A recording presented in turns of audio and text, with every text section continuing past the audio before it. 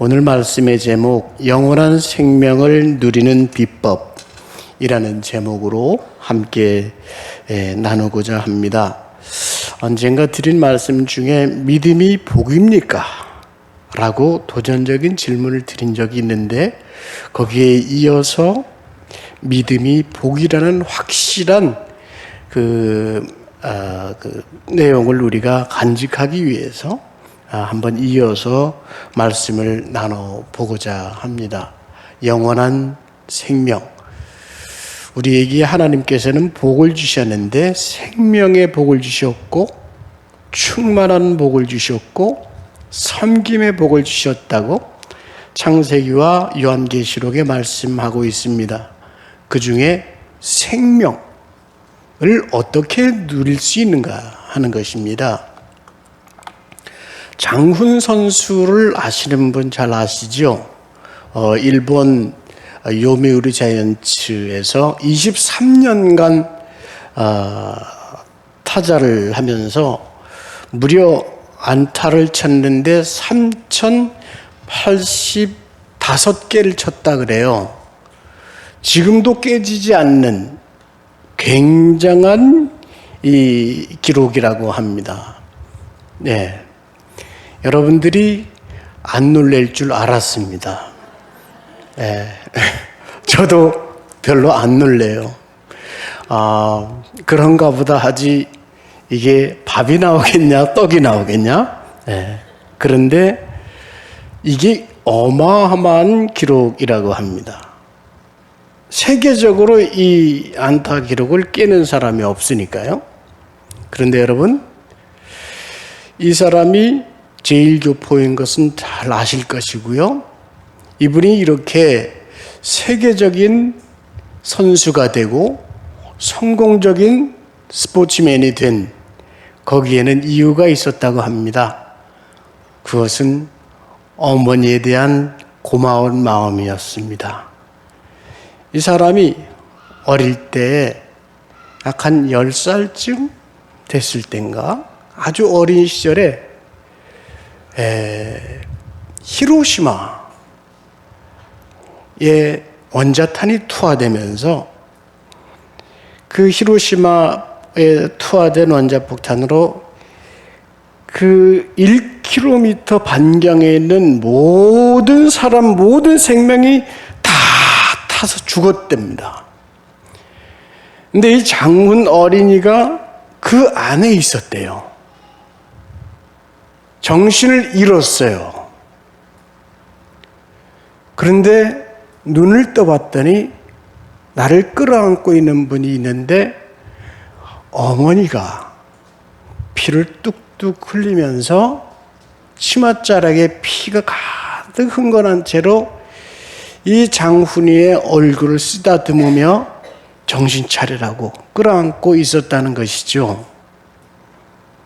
어머니는 이 아이를 살리기 위해서 자기 몸을 내던지고 생명을 걸고 이 아이를 쓰다듬으며 지키고 있었던 겁니다. 일찌감치 남편을 잃고 이 장훈 선수를 키우는데, 어느 날은 장훈 선수가 아이들과 놀고 있다가 후진하는 트럭에 그만 그 트럭 바퀴에 오른손을 깔렸대요. 원래 오른손잡이 아이인데 이 손가락이 깔려가지고 식지하고 약지 손가락이 붙어버렸대요. 그리고 이 엄지, 검지손가락도 상해가지고 이게 못 쓰는 손이 돼버렸습니다. 우리말로 장애가 된 거예요. 그런데 이 오른손잡이 아이가 그 어머니의 사랑을 먹고, 나는 나를 사랑해준 우리 어머니를 위해서 예쁜 비단 저고리를 사드리고 말 거야 하는 결심을 하고 야구에 몸을 던집니다.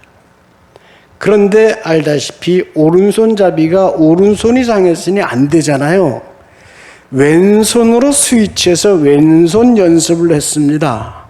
여러분, 오른손으로 왼손 바꾸는 것도 힘들지만 왼손 타자로 성공하는 건 정말 어렵습니다. 밤낮 없이 훈련을 하고 손에 피가 나면 붕대로 묶어서 왼손으로 훈련을 하면서 이루어낸 결과가 지금까지도 깨지 못하는 3,000개 넘는 안타수입니다. 이 사람이 늘 인터뷰할 때마다 성공의 비결은 무엇입니까? 나는 성공해서 우리 어머니 비단 저고리 사드리고 싶었습니다. 이거였어요. 드디어 프로 야구 선수가 되어서 연봉을 받자마자 그 돈 전부를 신문지에 거의 싸서 어머니에게 보내드렸다는 것이죠. 이 사람에게는 그 마음 속에 어머니가 심어준 사랑, 그것을 보답하고 싶은 사랑이 있었습니다. 5월이 지나고 있죠. 우리 어머니의 사랑, 가족의 사랑을 생각할 때입니다. 또 한 가지, 우리가 서로 신금호교회에서 만나 함께 신앙생활을 하며 서로 천국의 삶을 살아가고 있는 것, 이것은 얼마나 귀하고 복된 일인지 모릅니다. 성도로 함께 살아가는 것, 여기에는 오늘 특별히 성령 강림주일을 맞이하며 성령의 역사가 함께 운행하고 있다는 사실, 여기에서 큰 복이 있음을 누릴 수 있고 깨달을 수 있어야 되겠습니다.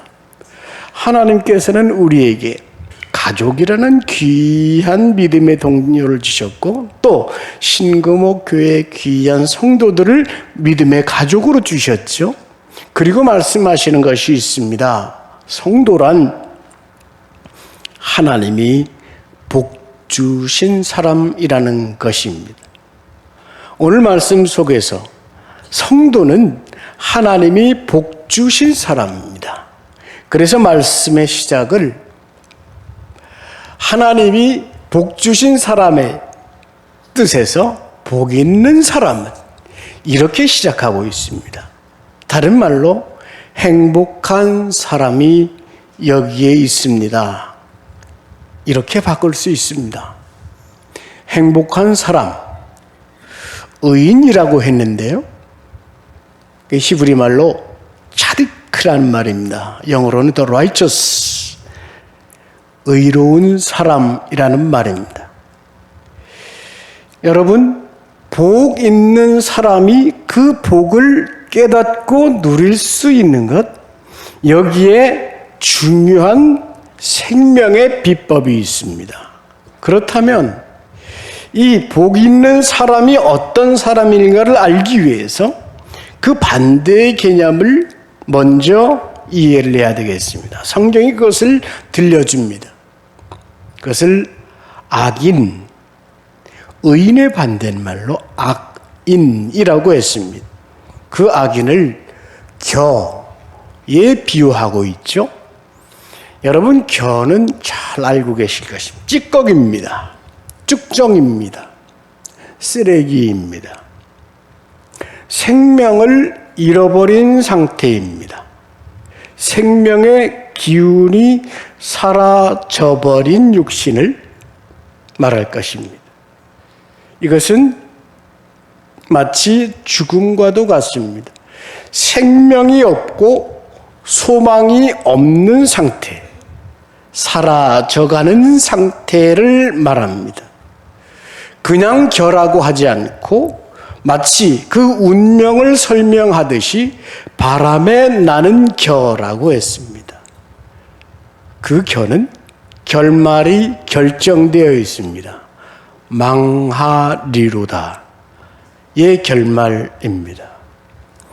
생명이 있다면, 그리고 영혼이 있다면 그는 겨가 아니라 살아있는 생명체입니다. 살아있는 상태입니다. 그런데 악인은 겨라고 합니다. 영혼이 없고 생명이 없는 상태와 같다는 것입니다. 그래서 영어 성경에는 ungodly man, 경건하지 못한 자, 하나님과 교제하지 못하는 자, 하나님과 교제할 수 있는 영적 기능을 잃어버린 자라고 말하고 있습니다. 여러분, 생명 없는 상태의 그 허무함을 경험해 보신 적이 있습니까?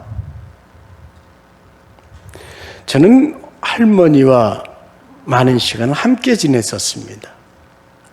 외할머니 댁에 가면 마냥 좋아서 할머니가 늘 맛있는 것도 해주고 이야기도 들려주시고, 그럼 저는 할머니에게 성경을 읽어드리고 찬송 읽어드리고 글을 가르쳐드리면서 아주 행복하게 지냈습니다. 혼자 사시는 분인데 그곳에 가면 늘 생기가 돌았고 저는 굉장히 에너지를 얻고 집으로 돌아오곤 했습니다. 그런데 놀라운 사실을 발견했습니다. 할머니가 연세가 들어 88세에 돌아가셨는데요. 그때 할머니는 혼자 사셨지만 워낙 정갈하게 집을 꾸며놓으시기도 했고 늘 닦고 쓸고 하는 일이 열심히 있었지만, 어쨌든 노인 혼자 사는 집에 풀 한 톨도 돋지 않는 그 장면을 본 기억이 있습니다. 이쪽은 할머니 손이 안 갔을 텐데 풀이 돋질 않아요. 그것을 더 놀랍게 알게 된 것은 할머니가 돌아가시고 나서입니다. 돌아가시고 나서 불과 일주일이 지나기가 무섭게 할머니가 사시던 그 오막살의 지붕에 망초풀이 돋아나고 울타리에 질경이 풀들이 수북이 솟아 올라오는 것을 봤습니다. 이게 그런 건가 하고 깨달은 바가 있습니다. 생명이 있고 없고의 차이가 바로 그런 것입니다. 악인의 결말은 바로 이러하다 성경은 분명히 말합니다. 망하리로다. 이게 성경의 선포입니다. 오늘 여러분 담임 목사님의 인도하심에 따라서 우리 매일 성경을 늘 읽지 않습니까? 오늘 본 로마서에 읽은 성경분이 바로 망하리로다에 해당되는 사람들의 이야기가 잔뜩 들어있습니다. 수근수근하고 비방하고 자기도 생명에 들어가지 못할 뿐더러 남도 생명 못 들어가게 하는 이런 사람들의 이야기들이 로마서 1장에는 잔뜩 들어 있습니다. 악인의 길이요, 그것이 곧 망하리로다의 결말을 보여줍니다. 망하리로다로 가는 길이 어떤 사람입니까? 성경이 보여줍니다. 악인의 꾀를 쫓는 자, 죄인의 길에 서는 자, 오만한 자의 자리에 앉는 자입니다. 악인의 꾀, 세상의 인생관을 따르는 사람입니다. 세상의 꾀, 세상의 처세, 세상의 인생관 말입니다. 거기에는 하나님이 없습니다. 악의 꽤 그것으로 성공할 수 있다 말하고 높이 올라갈 수 있다 말하지만 거기에는 하나님이 없습니다. 지금도 여러분 이 SNS, 카톡, 문자 등등 많은 SNS가 유행하면서 가짜 뉴스들이 얼마나 많이 판치는 것을 여러분들이 보십니다. 어떻게 이토록 근거 없는 가짜 뉴스들을 뿌려놓고 뒷수습도 없는 이 무책임한 악인들이 세상에는 이토록 많을까 싶습니다. 여러분, 이거 분별해낼 수 있어야 됩니다. 악인의 꾀, 그 끝은 망하리로다입니다. 죄인의 길, 육신의 욕심을 따라 사는 그 길을 말합니다. 육신의 정욕과 안목의 정욕과 이생의 자랑, 이것을 부추기며 앞서가며 우리에게 따라오라고 합니다. 그것은 마치 그것이 성공이요, 이것이 즐거움이요, 이것이 사람답게 사는 것이라고 주장하지만 성경은 분명히 말합니다. 망하리로다. 망하리로다의 길입니다.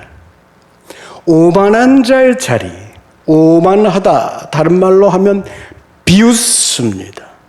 여러분, 진리의 길을 갈 때, 믿음의 길을 갈 때 왜 여러분이 수고했다라고 제가 말씀드리느냐 하면 비웃음을 받기 때문입니다.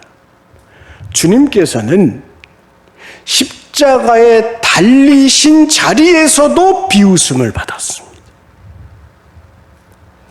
그를 끌고 가는 로마 병정이 그 얼굴에 침을 뱉었고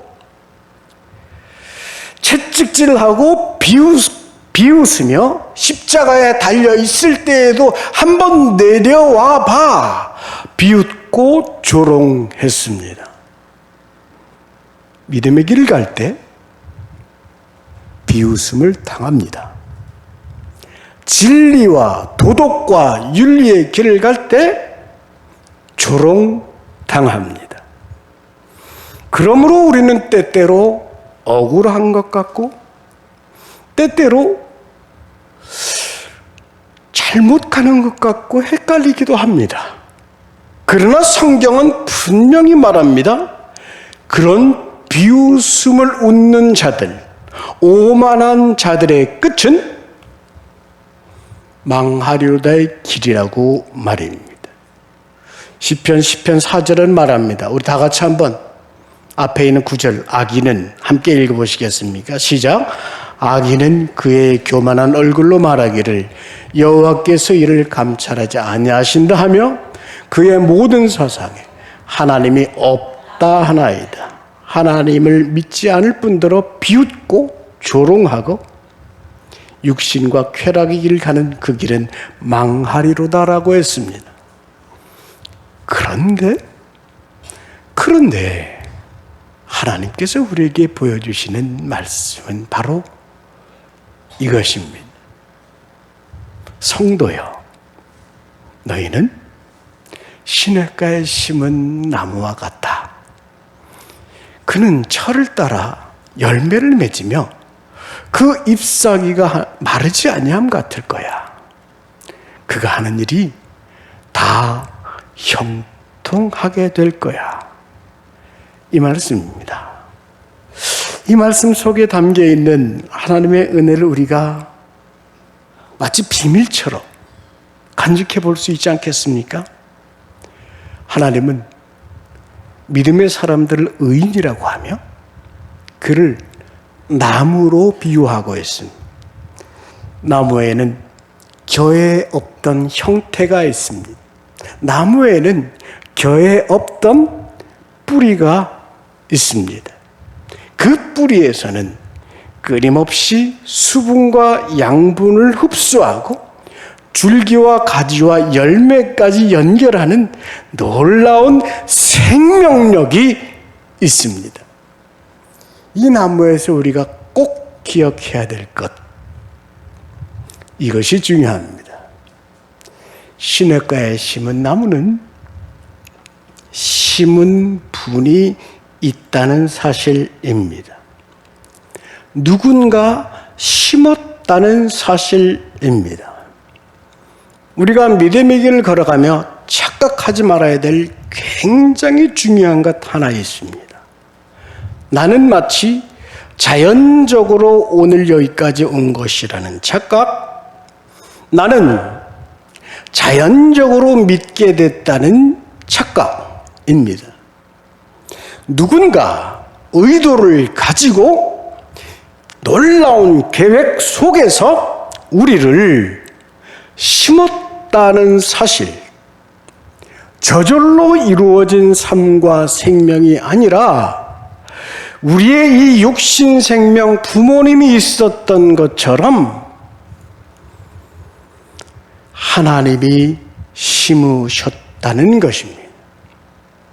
계획을 가지셔서 심을 때에 여기에는 그냥 저절로가 아니라 상당한 노력이 동반된다는 사실을 기억하십시오. 우리 신금옥교회가 이 나무와 풀과 화분들 보면 얼마나 정성을 들여서 갖고 왔는지 참 수고로운 손길들이 참 고맙다는 생각이 듭니다. 여러분들도 나무들 심어 보셨죠? 나무가 그냥 땅 휙 파서 묻어서 되는 게 아닙니다. 땅을 파야 되고요. 그 땅에 흙을 골라야 됩니다. 돌멩이도 골라내야 되고요. 오염된 흙들 골라내야 되고요. 못된 뿌리들 골라내야 되고요. 좋은 흙들 다 다져서 좋은 흙들을 골라내어서 그것을 고이 심어야 됩니다. 흙을 새롭게 만들어서 심는다는 뜻입니다. 그렇게 심어준 분이 계십니다. 여러분을요. 누구죠? 하나님께서 그렇게 심었다는 사실을 여러분, 이 사실이 믿어지십니까? 그게 분명히 믿어져야 됩니다. 그것이 비법의 시작입니다. 저절로 이루어졌다라고 세상은 우리에 가르치려 하고 실수로 만들어졌다고 말을 하려고 하는 그 악한 꾀에 속지 마시고 시냇가에 심은 나무로서 하나님이 공들여 심으신 그 사실을 우리는 분명하게 깨달아야 됩니다. 어떻게 심었느냐? 그 아들을 십자가에 심어서 나를 살리신 그 사랑을 여러분 생각해 보십시오. 그 아들을 십자가에 죽였어요. 그 십자가를 심었던 그 흙, 그곳에 우리를 대신 심었다 이런 말입니다. 상상해 보세요. 우리를 십자가 대신에 그 나무처럼 그 십자가 묻었던 자리에 심어서 예수의 피를 물처럼 그 십자가 자리에 흙을 이겨 그 피를 쏟아서 우리의 생명 살렸다면 여러분 믿으시겠습니까? 이게 시냇가에 심은 나무의 비밀입니다. 우린 뭘 먹고 살아가고 있다고요? 예수의 피, 그 보혈로 심어져서 오늘 그 피의 생명력으로 살아가고 있다는 말입니다. 믿습니까? 이게 확실하고 분명하게 내 속에 뿌리 내려야 됩니다. 그것이 생명 있는 자의 삶인 것입니다. 그래서 성경은 우리에게 분명히 선포합니다. 보라! 새로운 창조물이 되었다고 말합니다. 저절로 된 것이 아닙니다. 오늘도 세상은 우리가 이 교회의 문을 나서고 세상에 수없는 사람들과 문명과 혹은 사람들과 일들을 만나는 순간 저절로 이루어진 자연인의 길로 우리를 끌어가려고 할 것입니다. 그러나 우리는 분명히 간직해야 됩니다. 시냇가에 심어진 나무, 그 아들의 피를 먹고 살아가는 나무라고요. 하나님께서 우리를 시냇가에 심으셨고 뿌리가, 그 생명의 뿌리가 생명 강가를 향해서 내려 있습니다. 그 뿌리가 하늘의 생명력을 빨아들이고 그 하늘의 양분을 공급받으며 줄기와 가지와 열매를 쏟고 뻗고 맺어가게 하는 것 아니겠습니까? 그런데 여러분, 이 길은 결코 많은 이들이 가는 길이 아니라는 사실 또한 기억해야 되겠습니다. 다수의 사람들은 넓은 길로 간다니까요. 멸망으로 인도하는 문은 크고 그 길이 넓다고 했습니다. 그 길로 들어가는 자가 대다수라는 뜻입니다. 생명으로 가는 길은, 시냇가에 심어진 생명나무의 길은 좁고 협착하다. 아무나 가는 게 아니라는 말입니다. 말씀 하나 하고 마치고자 합니다. 기적의 사과 이야기라고 여러분 들어보셨어요? 그 일본의 이야기인데요. 기무라 아키노리라는 사람의 이야기입니다. 이 사람이 그 1970년대에 새로운 그 농법을 한 사람으로 우리나라에도 알려져 있습니다. 이 사람이 장가를 갔는데 그 장가 간 집이 과수원 농가예요. 그곳에 이 장인어른의 유업을 받들어서 사랑하는 아내와 과수원 농장을 또 잘 해야 될 사명을 가지고 장가를 갔겠죠. 그 기대에 따라서 열심히 일을 했습니다. 그런데 하루는 그때 농법에 따라서 열심히 비료도 주고 때에 맞춰서 농약을 이렇게 하고 있었는데, 그 농약 하는 날 되면 아내가 시름시름 앓는 거예요. 그날 하루뿐 아니라 며칠이고 그 아내가 그 농약 때문에 중독돼서 앓는 것을 보고 결심을 합니다. 아, 이거 내 아내를 위해서도 그렇고 이 농약을 먹으면 사과가 과연 인체에 건강하겠나? 좋은 과일이 아닌 것 같다. 결심을 합니다. 농약 안 하기, 비료도 안 주기, 자연농법으로 한번 사과를 재배해보자 결심을 합니다. 첫 해, 둘째 해 3년 지나도록 열심히, 그동안은 비료도 안 주고 소위 자연 친화적인 그런 농법으로 이 농장을 가꾸었습니다. 사과 농사가 얼마나 잘 되었을까요? 사과가 무럭무럭 자라고 좋은 과실들이 맺혀졌을까요? 아니요, 땡입니다. 하나도 나지 않았습니다. 나더라도 금방 다 떨어지고 말았습니다. 3년 지나니까 주변에서 손가락질을 해댑니다. 그래도 굴하지 않고 계속해서 자연농법으로 사과를 재배하는데 5년 지나니까 장인어른조차도 야단을 치고 당장 나가라고 늘 홍군형입니다. 얼마나 낙심이 됐겠습니까? 한 5년 동안 수입이 없었습니다. 그러니까 알바를 하면서, 부업을 하면서 이 과수원 재배를 합니다.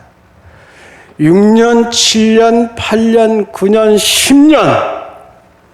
10년 지나니까 과일이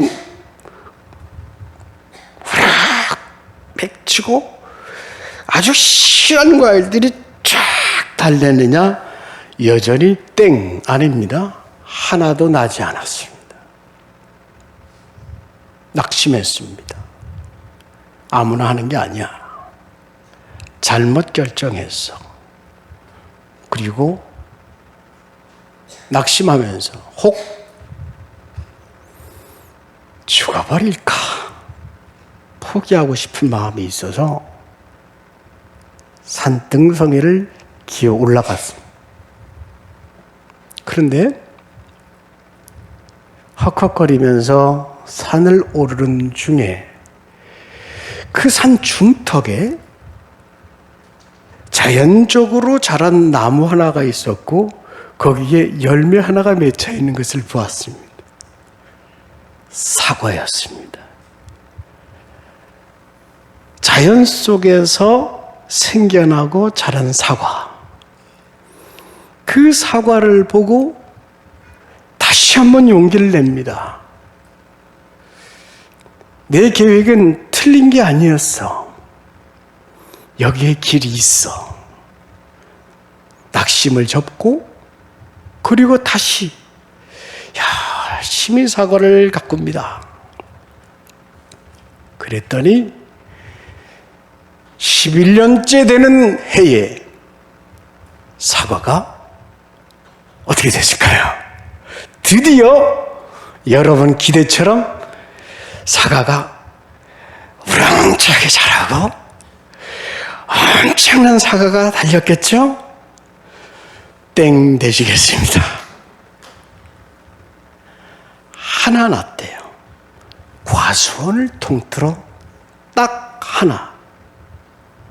그래도 이 김우라 씨가 눈물을 흘립니다. 그 하나를 보고 희망을 갖습니다. 그걸 하나 따다가 창고에 두었는데 놀랍게도 썩지도 않고요. 문드러지도 않고요. 향기를 맡아보면 여느 사과와 다릅니다. 너무나도 향기롭고 썩지도 않는 이 탱글탱글한 이 사과 하나를 보고 희망을 품습니다. 다시 그것에 걸음을 주고 자연농법으로 가꾸었더니 그 다음에는 어떻게 됐을까요?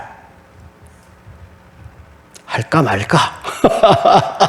여러분 기대대로 그야말로 주렁주렁 그 과수원 사과나무 밭에 주렁주렁 달린 사과들이 가득 맺혔다는 겁니다. 할렐루야.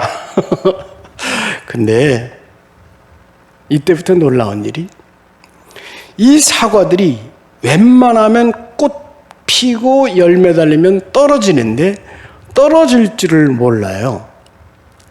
그 해 작물을 재배해서 수확을 한 다음 갖고 와가지고 시장에 내다 파는데 없어서 못 팔아요. 그 다음 해에는 일찌감치 이 씨를 재배가 되면서 꽃이 피기도 전에 일찌감치 다 사전 판매가 다 끝나버립니다. 과일이 나기도 전에. 놀라운 건 1990년인가 일본에 큰 태풍이 불었습니다. 그 일대 모든 사과나무들이 다 사과가 떨어지고 작황이 완전히 망하게 되는데 이곳만은 그 태풍 속에서도 90%의 사과가 남아서 떨어지지 않고 그곳에 붙은 채로 살아있었다는 겁니다. 지금도 그걸 살려면 1년 전에 다 마감이 된다고 하네요. 기적의 사과라는 지금도 일본에 가지고 있는 스토리, 다큐도 나오고 영화 드라마도 나온다는 것인데요. 여러분, 이제 말씀 속에서 기억해야 될 것이 있습니다. 생명의 길은 아무나 가는 길이 아닙니다. 하나님께서 시냇가에 심어준 나무, 그들은 구별된 자요, 특별한 자요. 우리의 믿음의 의지와 고백과 선택 속에서도 좁은 길로 가도록 선택된 자입니다. 그것이 바로 생명을 누리는 자의 비밀스러운 삶의 법칙입니다. 그리고 그가 살아가는 방식이 바로 이것입니다. 우리 박하일 집사님께서 오늘 귀한 찬양과 간증해 주셔서 고맙습니다. 그는 시냇가에 심은 나무로서 하나님의 말씀을 공급받습니다. 그 피 묻은 예수 그리스도 보혈의 말씀으로 생명을 공급받고 그 생명의 피로 자라나며 그것으로 그 말씀으로 우리의 양식 삼아 살아가는 것입니다. 이 비법을 간직한 채로 여러분 가정이 든든하게 되시고 생업 또한 든든하게 되시고 우리의 사는 날 동안 천국을 누리며 살아갈 수 있기를 주님의 이름으로 축원합니다. 기도하십시다. 은혜로우신 하나님, 저희가 무엇이기에 망하리로다의 인생이 아니라 시냇가에 심은 나무 되게 하셨나이까. 오늘 그 은혜로 인하여 감사할 뿐입니다. 특별히 성령 강림 주일을 맞이하여 오늘 주신 말씀과 예배를 통하여 성령의 감동과 내주하심과 또한 인도하심을 누리게 하시며 성령의 인도하심 속에서 주의 말씀을 묵상하고 그 생명을 누리고 공급받으며 이웃에게까지 그 말씀을 전하며 살아가는 저희들 되게 하여 주시옵소서. 예수님의 이름으로 기도하옵나이다. 아멘.